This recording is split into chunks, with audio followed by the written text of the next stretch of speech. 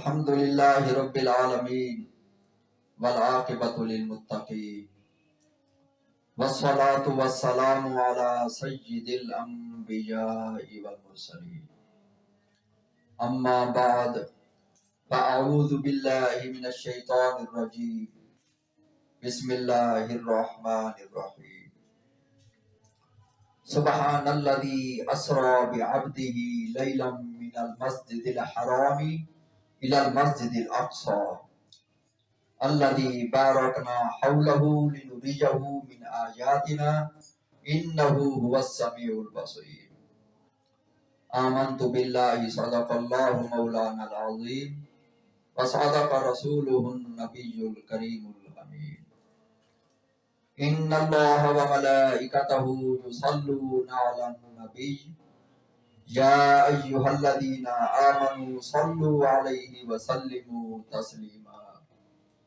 اللهم صل على سيدنا ومولانا محمد وعلى آله وأصحاب سيدنا ومولانا محمد وبارك وسلم وصلوا عليه. حضرات محترم، میں نے ابھی جو آپ کے سامنے قرآن پاک کی آیات مبارکہ تلاوت کی ہے، دعا ہے کہ اللہ رب العزت اپنی رحمت سے اپنی بلند بارگاہ میں مقبول اور منظور فرمائے. حضرات محترم، اصطلاح علماء میں مسجد حرام سے مسجد اقصی تک کے سفر کو اسرا اور مسجد اقصی سے سدرۃ المنتہا کے سفر کو معراج کہتے ہیں. صاحب لولاک کا یہ معجزانہ اور پیغمبرانہ سفر سیر اور معراج کہلاتا ہے. سیر کے معنی رات کو چلانے اور لے جانے کے ہیں، کیونکہ یہ فقید المثال سفر رات کے کسی حصے میں پیش آیا، اس لیے اسے سیر سے تعبیر کیا گیا ہے. معراج کے معنی اوپر چڑھنے اور بلندی پر جانے کے ہیں. احادیث مبارکہ میں سرکار دو عالم صلی اللہ علیہ وآلہ وسلم نے فرمایا کہ مجھے آسمانوں کی طرف لے جایا گیا. معراج کے معنی سیڑھی کے بھی ہیں. ایک روایت کے مطابق حضور صلی اللہ علیہ وآلہ وسلم کے لیے مسجد اقصی سے ایک بہشتی سیڑھی زینہ لائی گئی، جس کے ذریعے محبوب خدا آسمانوں پر گئے. معراج النبی کے دو حصے ہیں. پہلا حصہ مسجد حرام سے مسجد اقصی کا ہے، جس کا تعلق ہماری دنیا سے ہے، اور دوسرا حصہ مسجد اقصی سے سدرۃ المنتہا تک کا ہے، جس کا تعلق عالم لاہوت اور ملکوت سے ہے. ایک رات حضور صلی اللہ علیہ وآلہ وسلم حضرت ام ہانی کے گھر بستر پر استراحت فرما رہے تھے. امام الانبیاء کے الفاظ مبارک یہ ہیں کہ میں خواب اور بیداری کی حالت میں تھا. اب انسانی فطرت ہے کہ وہ لیٹتے ہی سو نہیں جاتا، بلکہ وہ آہستہ آہستہ آغوش خواب میں جاتا ہے. دائرہ خواب میں داخل ہونے کی حالت کہلاتی ہے. سرکار دو عالم بھی اسی کیفیت میں تھے کہ معراج کا بلاوا آ گیا.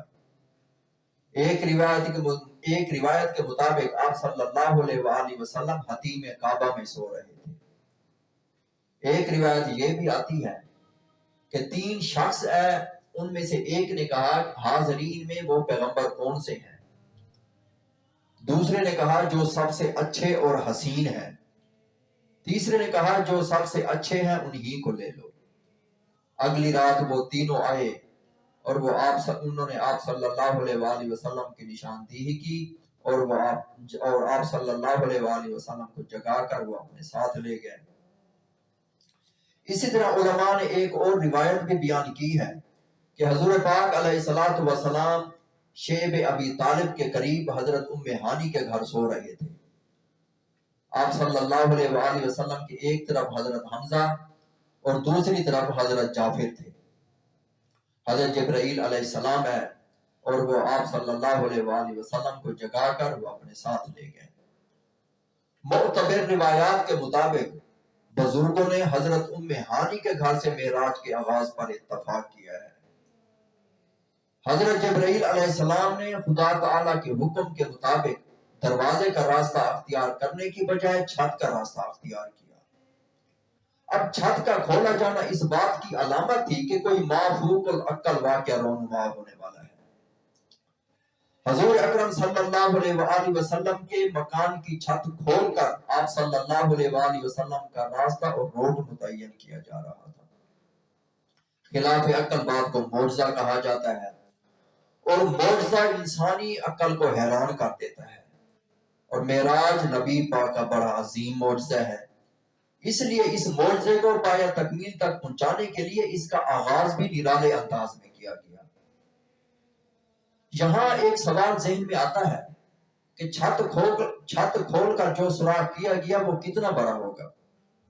ہو سکتا ہے کہ اگر پورے مکان کی اگر چھت اٹھا لی جائے تو مکان کے برابر جو ہے اس کا سوراخ ہوگا۔ لیکن سوال یہ پیدا ہوتا ہے کہ 600 پروں والا نوری مخلوق کا سردار تو وہ اس چھت میں سے کیسے گزر گیا؟ حضرت جبرائیل علیہ السلام کے 600 پر ہیں، اگر وہ اپنے 2 پر کھول دے تو مشرق اور مغرب دونوں ڈھانپ جائیں۔ اس کا جواب بزرگوں نے یہ دیا ہے کہ واقعہ معراج یہ سارا کا سارا معجزہ ہے، کیونکہ واقعہ معراج سے پہلے ہی خالق کائنات نے اس بات کا اعلان کر دیا، سبحان الذی اسری بعبدہ، یعنی پاک ہے وہ ذات جس نے راتوں رات اپنے محبوب کو سیر کرائی۔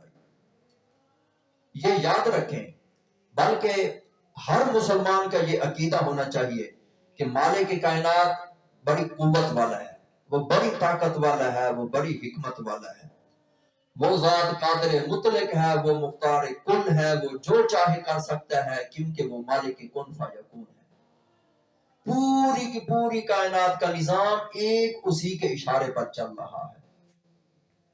اس وضاحت کا مقصد یہ تھا کہ کہیں انسان کا عقل جو ہے وہ ایمان کے سامنے ڈگمگا نہ جائے۔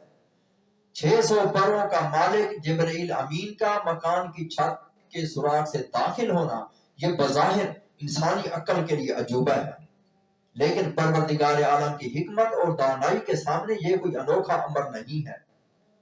اگر مالک کائنات کا حکم ہوتا تو جبرائیل امین کا مکان کی چھت کے سوراخ سے داخل ہونا یہ تو دور کی بات ہے، اگر رب کائنات حکم دیتا تو جبرائیل امین وہ سوئی کے نکے میں سے بھی گزر جاتے۔ سفیر نبوت جبرائیل امین کو معلوم تھا کہ وہ آج کس مقصد کے لیے آئے ہیں۔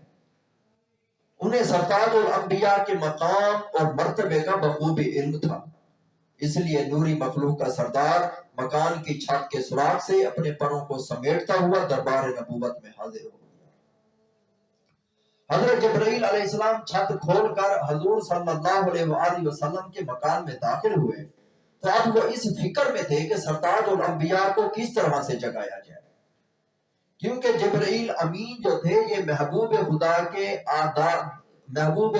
کے دربار کے آداب سے وہ بخوبی واقف تھے، اس لیے عمومی طریقے سے جگانا آداب نبوی کے خلاف تھا۔ ادب، احترام اور عقیدت کا تقاضا یہ تھا کہ امام الانبیاء کو آپ صلی اللہ علیہ وآلہ وسلم کی عظمت، شان اور مرتبے کے مطابق جگایا جائے۔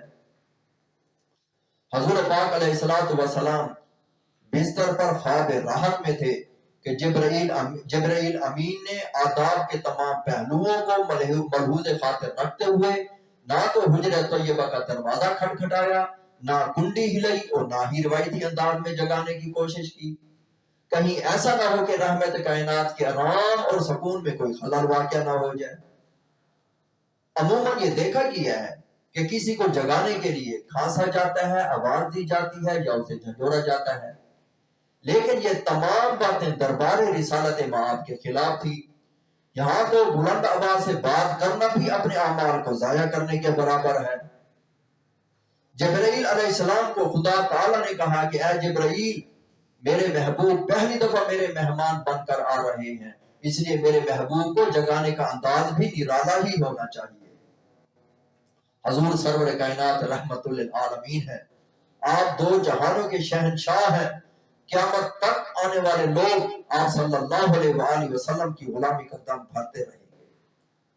آج نوری مخلوق کا سردار دربار مصطفیٰ میں حاضر ہے۔ اللہ تعالیٰ نے حکم دیا کہ اے میرے جبرائیل، آج تو بھی نوری مخلوق کی طرف سے میرے محبوب کی غلامی کا دم بھر کر دکھا دے۔ اے جبرائیل اپنے پروں کو عاجزی اور انکساری کی بنا پر میرے مصطفیٰ کے قدموں میں بچھا دے۔ اے جبرائیل تیرے ایسا کرنے سے میرے مصطفیٰ کی آنکھ بھی کھل جائے گی اور تیرے پروں کو میرے محبوب کے قدموں کے نیچے بچھانے سے میرے مصطفیٰ کی آنکھ بھی کھل جائے گی۔ حضور پاک علیہ السلام کو جگانے کے بعد حضرت جبرائیل علیہ السلام اور حضرت میکائیل علیہ السلام آپ صلی اللہ علیہ وآلہ وسلم کو بئر زمزم پر لے گئے، جہاں محسن کائنات کا شق صدر کیا گیا۔ شق صدر سے مراد سینہ اقدس کا کھولا جانا ہے۔ سیرت رسول سے معلوم ہوتا ہے کہ سرکار دو عالم صلی اللہ علیہ وآلہ وسلم کی زندگی میں 4 دفعہ شق صدر کیا گیا۔ پہلا شق صدر دور رضاعت میں ہوا، جب آپ صلی اللہ علیہ وآلہ وسلم حضرت حلیمہ سعدیہ کے ہاں تھے۔ دوسرا شق صدر آغاز جوانی میں ہوا، جب آپ صلی اللہ علیہ وآلہ وسلم کی عمر مبارک 20 سال کی تھی۔ تیسرا شق صدر منصب نبوت عطا کرتے وقت غار حرا میں ہوا، اور چوتھا شق صدر معراج سے پہلے کیا گیا۔ حضرات محترم، کچھ حضرات یہ اسلام پیش کرنے والے کچھ لوگ شق صدر سے مراد شرع صدر لیتے ہیں، یعنی سینہ اقدس کا کھولا جانا ان کی عقل ہی تسلیم نہیں کرتی۔ یہ تو ہمارا ایمان ہے کہ سنی جانے والی بات غلط ہو سکتی ہے، لیکن وہ بات کبھی غلط نہیں ہو سکتی جو محبوب خدا کی زبان مبارک سے نکلی گئی ہو۔ سیرت رسول مقبول میں اکثر صحابہ کی شہادت موجود ہے کہ آپ صلی اللہ علیہ وآلہ وسلم کے سینہ مبارک پر ٹانکوں کے نشانات موجود تھے۔ حضرت انس رضی اللہ تعالیٰ عنہ فرماتے ہیں کہ میں حضور اقدس صلی اللہ علیہ وآلہ وسلم کے سینہ مبارک پر ٹانکوں کے نشان دیکھا کرتا تھا۔